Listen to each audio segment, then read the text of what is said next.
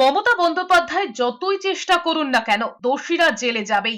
Vote পরবর্তী হিংসা থেকে দুর্নীতি একের পর এক ইস্যুতে আক্রমণ করে অমিত শাহ বলেছেন, বাংলায় 30টিরও বেশি আসন পেলে তৃণমূলের গুন্ডাদের উল্টো ঝুলিয়ে শাস্তি দেওয়া হবে। যারা গরিবের টাকা লুট করে তাদের ছেড়ে দেওয়া হবে না। 2021 বিধানসভা নির্বাচনের পর বিজেপি নেতা কর্মীদের খুন করেছে তৃণমূলের গুন্ডারা। বিজেপি সরকার গঠনের পর অভিযুক্তদের পাতাল থেকে খুঁজে বের করে জেলে পাঠানো হবে। নিয়োগ দুর্নীতি নিয়ে আক্রমণ করে অমিত শাহ বলেছেন, মমতা দিদির এক মন্ত্রীর ঘর থেকেই 51 কোটি টাকা মিলেছে।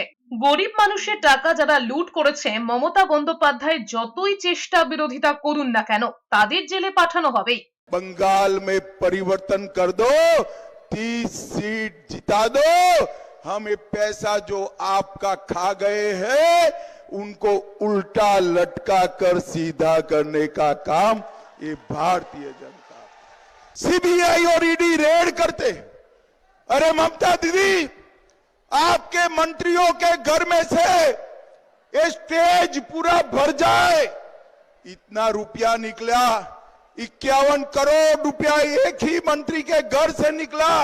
मुझे बताओ वर्तमान वालों, जिसके घर से 51 करोड़ रुपया मिले उसको जेल में डालना चाहिए या नहीं डालना चाहिए?